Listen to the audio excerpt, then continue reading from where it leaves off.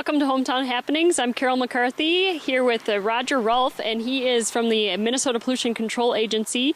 He is a pollution control specialist. Welcome to the show, Roger. Oh, thank you. Good to be here. And today we also have a burn barrel here with us, and Roger is going to talk a little bit about burn barrels and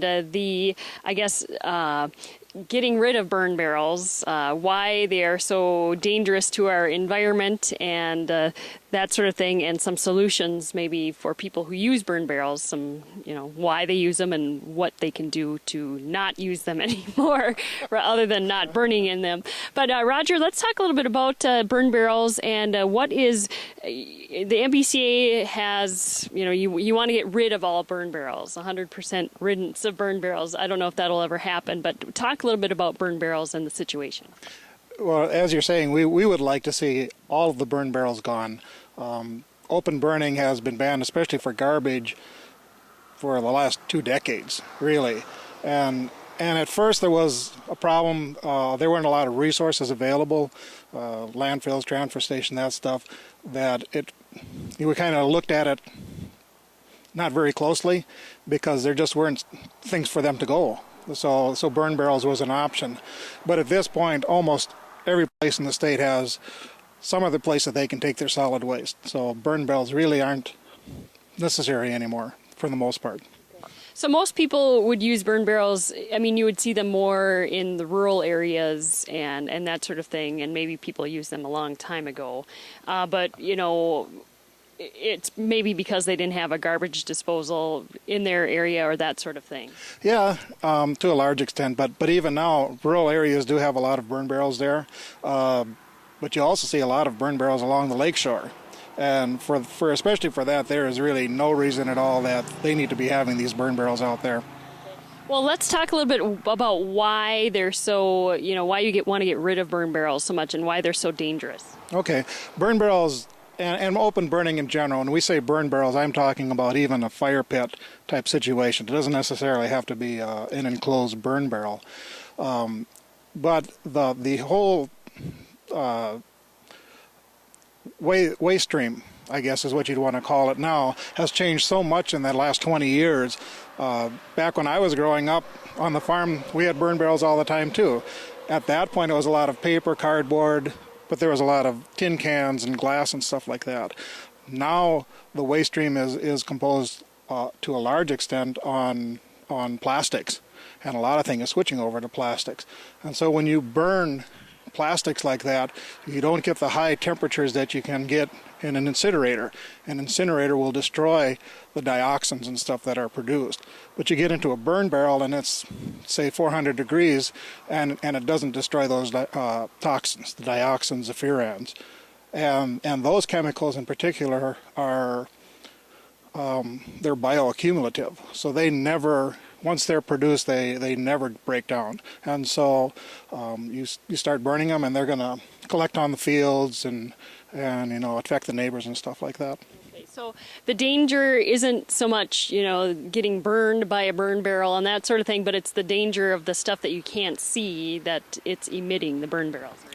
Yeah, from our standpoint, from the pollution controls standpoint, that's true. From the DNR standpoint, they're looking at it as a fire preventative mechanism. So they don't deal with disposal. They're worried about the grass fires or the forest fires, and a substantial number of those things are a result of burn barrels. All right. I'm talking with Roger Rolfe from the Minnesota Pollution Control Agency today on Hometown Happenings. We're talking about burn barrels and why they're not such a good idea. And we're going to take a quick break and be back with more Hometown Happenings after this. Welcome back to Hometown Happenings. I'm Carol McCarthy today here with Roger Rolfe, and he's from the Minnesota Pollution Control Agency. We're talking about burn barrels and getting rid of those burn barrels. Roger, we touched on, before the break, we touched on how bad burn barrels are for emitting dioxins and furans and that sort of thing out in the air, and they're harmful to humans.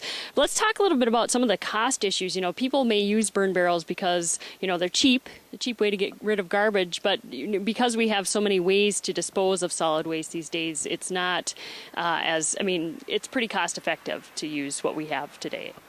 Oh yeah.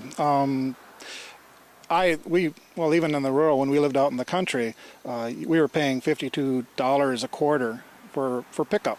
So $200 a year. It was taken away. It was gone. It was taken to the Fargo landfill, and it was gone. We didn't have to worry about it. It was being handled in a good manner, environmentally safe manner. Burn barrels, it's the cost of a match, and that's about it. Okay, so what are some of the alternatives then too? You know, if people are saying this, well, you know, that's, you know, the cost of a match, she's got a good point there. You know, but what are some alternatives to using burn barrels? Well, it comes basically down to handling your waste like you should be and like required by law. You can either go out to the transfer station north of town here in Detroit Lakes. Most of the counties in the area, Hubbard County, Otter Tail County, have remote sites, transfer stations, and it's just a matter of getting hold of a waste hauler. We've got, 3 of them in town, I think, for sure. And really the cost isn't all that much. Just get a hold of them and tell them to come and pick it up. You can also reduce your cost some extent by recycling, taking out the plastics and the glass and just haul it yourself, paper. And, you know, burn barrels, or there's also open burning. Some people use, you know, like fire pits or whatnot to burn out. I mean, those are illegal as well as far as burning plastics or garbage. Right. Any open burning of garbage is illegal. A lot of people ask if they can burn cardboard or paper or stuff like that. And really, no. We're not going to get excited if you're starting your fire with that. But the whole process of producing cardboard and paper uses acids and bleaches and dyes like that. So that even is emitting toxins. And do you need a permit to do any kind of burning? You know, obviously burn barrels are illegal, and burning garbage in a fire pit or whatever is illegal, but do you need a permit to burn, and where would you get one of those? Yeah, you'd want to talk with the DNR on that. They're the ones that actually issue burning permits, and their permits deal with brush, wood waste, and stuff like that. So you get your burning permit, and on the back of that, that'll tell you exactly what you can and cannot burn, and just go from there. And summer, of course, is the camping season. Is that illegal to have a little campfire? Oh, no. We're not worried about that at all. Not at all. All right, Roger Rolfe with the Minnesota Pollution Control Agency, my guest today on Hometown Happenings. We're going to take another really quick break and be back with Dan Olson from Natural Innovations after this.